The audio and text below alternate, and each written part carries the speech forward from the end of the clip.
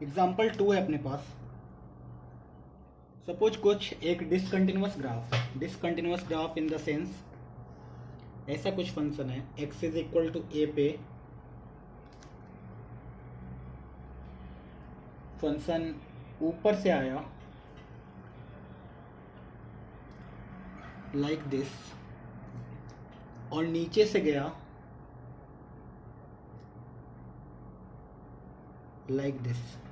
ठीक है, ये वाला पॉइंट है सपोज ए, ये वाला पॉइंट है बी। ठीक है, पूछा गया यहाँ पे डिफरेंशिएबल है या नहीं फंक्शन, तो हमने फिर से कैलकुलेट किया आर एच डी। जब आर एच डी कैलकुलेट करेंगे तो ए पे करना है तो ए के राइट साइड से जाएंगे। राइट साइड पे कर्व कौन सा है, ये वाला। इस पे रैंडम कोई पॉइंट लिया, ये वाला पॉइंट मूव करेगा इस कर्व पे टुवर्ड्स ए। ठीक है, तो दिख रहा है जब सबसे पहला टेंजेंट आएगा ऐसा कुछ आएगा, उसके बाद ऐसा कुछ आएगा, वो इधर मूव करेगा, इधर मूव करेगा, करते करते एक टाइम इसका लिमिटिंग केस आ जाएगा ये वाला। This will be the limiting case T1 A T1 R H D का। तो M A T1 which is equal to R H D will be equal to what, vertical है तो infinity. ठीक है, similarly अब लेफ्ट साइड से आते हैं। जब लेफ्ट साइड से आएंगे हम लोग तो इस साइड से मूव करेंगे इधर, x जब मूव करेगा इधर तो पॉइंट ऐसा ऐसे ऐसे मूव करते करते एक टाइम क्या आ जाएगा, ये आ जाएगा T2। तो एम ए T2 कितना आने वाला है, 0। इससे फिर से ये पता चला कि एल एच डी मेरा कितना आने वाला है, 0। तो क्या ए पॉइंट पे हमारा यूनिक टेंजेंट बना, तो हमारा आंसर आएगा नहीं। Hence L H D is not equal to R H D, therefore non differentiable at x is equal to a. ठीक है, चलो ये एग्जाम्पल था। एक और एग्जाम्पल उठाते हैं, एग्जाम्पल 3। एग्जाम्पल 3 में सपोज कुछ ऐसा ग्राफ है दिस, और ये पॉइंट है ए। इस पॉइंट पे चेक करना है। सोचो जो आर एच डी चेक करेंगे तो इधर से आएंगे, इधर से आएंगे आएंगे, एक टाइम पे ऐसा बनेगा ए T1। जब एल एच डी बनाएंगे तो इधर से आएंगे, इधर से आएंगे, एक टाइम पे बनेगा ऐसा कुछ ए T2। तो इस बार दिख रहा है कि M A T1 will be equal to M A T2, therefore L H D will be equal to M A T1 is RHD. RHD is equal to LHD. Therefore, function is differentiable at x is equal to a. ये वाला point मान लेते हैं x is equal to a है। ठीक है, चलो बहुत बढ़िया। एक और एग्जांपल लेते हैं, एग्जांपल 4। एग्जांपल 4 लिया, सपोज ऐसा कर्व है और ये वाला पॉइंट है x is equal to a. ठीक है, ये a है। फिर से जब आर एच डी कैलकुलेट करेंगे तो दिख रहा है इधर से हम लोग इसके तरफ अप्रोच करेंगे, एक टाइम आएगा लिमिटिंग केस ऐसा बनेगा। ठीक है, लेकिन जब इस साइड से हम लोग मूव करेंगे तो दिख रहा है हमारा लिमिटिंग केस ऐसा कुछ बनेगा। We can again say that a point पे, एग्जैक्टली ए पॉइंट पे एम ए T1 अलग आया, that is R H D अलग आया, एम ए T2 अलग आया, एल एच डी अलग आया। तो M A T1 is not equal to M A T2, that is R H D is not equal to L H D, therefore non differentiable है ना। इस point पे हम लोग एक यूनिक टेंजेंट बना ही नहीं सकते हैं, जिस तरीके से यहां पे बना लिया एक यूनिक टेंजेंट, यहां पे यूनिक टेंजेंट बनाना पॉसिबल नहीं है। सिमिलरली एक और एग्जांपल लिया, एग्जांपल 5। एग्जांपल 5 से y is equal to X cube का ग्राफ जैसे आता है, सपोज हमने इस टाइप का ग्राफ बनाया, ये पॉइंट है मेरा ए, x is equal to a, ठीक है। अब पूछा गया ए पे कैसा है फंक्शन, तो दिख रहा है जब आर एच डी आने वाला है वो एक वर्टिकल आएगा AT1। सिमिलरली मेरा एल एच डी जो आने वाला है वो भी वर्टिकल आएगा AT2। तो ये जो लाइन बनेगा एक फिक्स लाइन बनेगा MAT1, here MAT1 will be equal to MAT2, लेकिन दोनों किधर जाएगा, टेंडिंग टुवर्ड्स इन्फिनिटी। इसका मतलब R H D is equal to L H D type आएगा, लेकिन दोनों tends towards infinity, L H D tending towards infinity. तो क्या एल एच डी और आर एच डी एग्जिस्ट कर रहा है, तो हम लोग बोलेंगे बोथ डज नॉट एग्जिस्ट।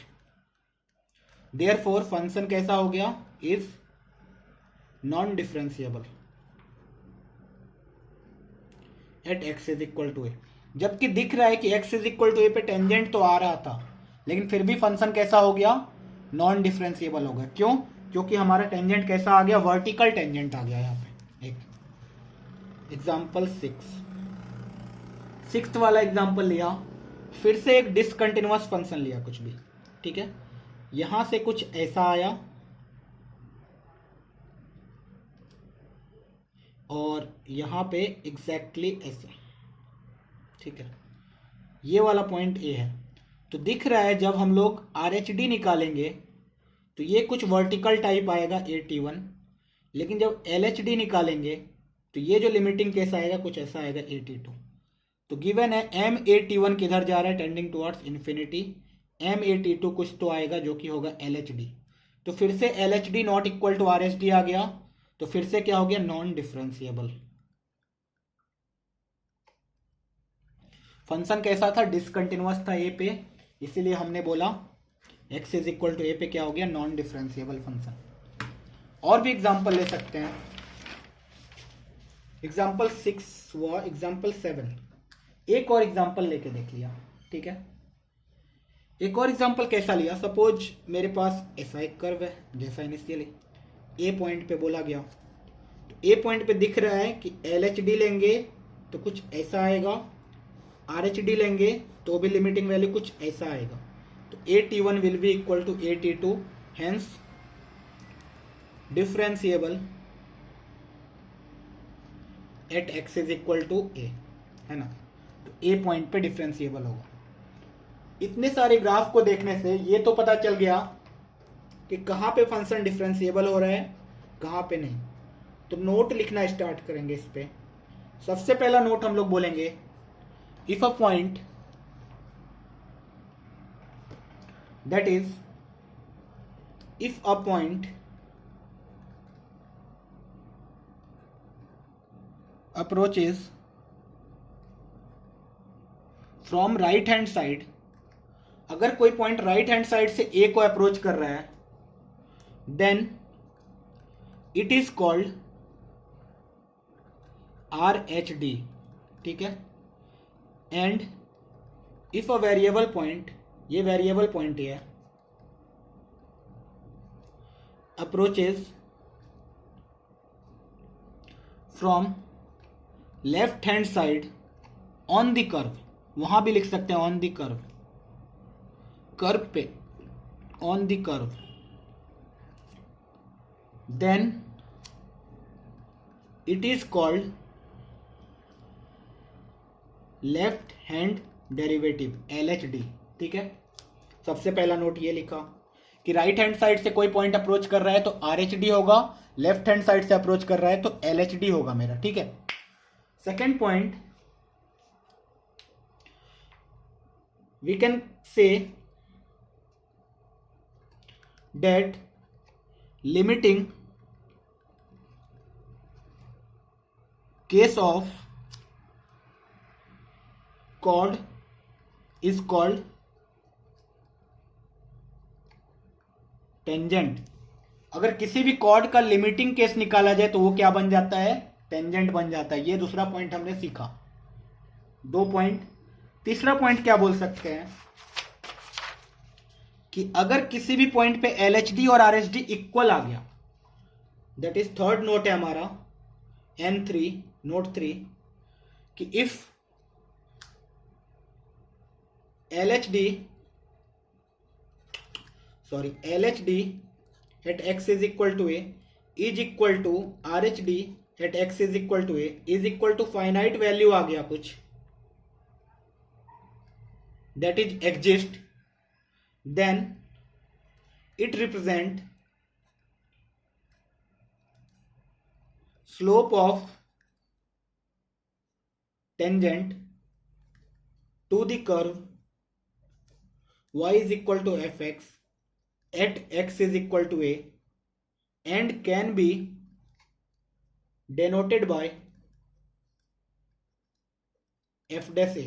ठीक है, अगर x is equal to a point पे LHD और RHD इक्वल हो जाता है और फाइनाइट वैल्यू आ जाता है तो उसको हम लोग बोलेंगे वो टेंजेंट का स्लोप को रिप्रेजेंट करता है x is equal to a पे, और उसको हम लोग डेनोट कैसे कर सकते हैं f डैश a से.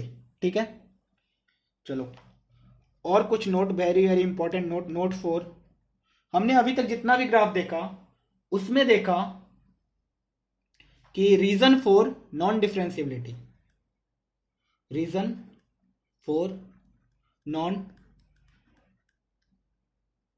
Differentiability at x is equal to a. अगर कोई function x is equal to a पे नॉन डिफरेंशिएबल है तो क्या क्या रीजन हो सकते हैं. तो हम लोग बोल सकते हैं कि शार्प कॉर्नर हो सकता है. हमने देखा था कि शार्प कॉर्नर था तो वहां पे अलग अलग स्लोप आ जा रहे हैं, यहां भी शार्प कॉर्नर था तो अलग अलग स्लोप आ जा रहे हैं. ठीक है, तो इट्स ग्राफ फंक्शन का, इट्स ग्राफ मतलब फंक्शन का graph, graph of F x may have sharp corner at x is equal to a, or we can say graph is not smooth at x is equal to a. अगर x is equal to a पे graph smooth नहीं हुआ या फिर sharp corner हुआ तो उस point पे क्या हो सकता है, फंक्शन डिफरेंशिएबल. दूसरा रीजन क्या हो सकता है कि ग्राफ डिसकंटिन्यूअस हो. ग्राफ में be discontinuous at x is equal to a. अगर x is equal to a पे कोई भी फंक्शन डिसकंटिन्यूअस है इसका मतलब x is equal to a पे वो नॉन डिफरेंशिएबल हो जाएगा. Similarly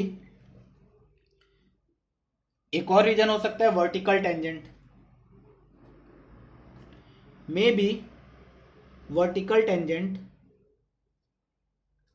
exist at x is equal to A.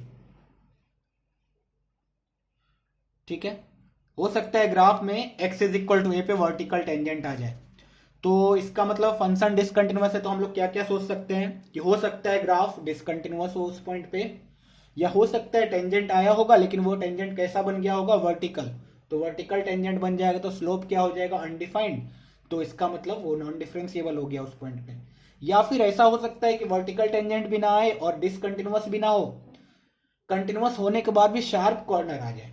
Sharp corner आ गया इसका मतलब फंक्शन नॉन डिफरेंशिएबल हो जाएगा उस पॉइंट पे. ठीक है, तो नॉन डिफरेंशिएबिलिटी का ये ही मतलब रीजन हो सकता है.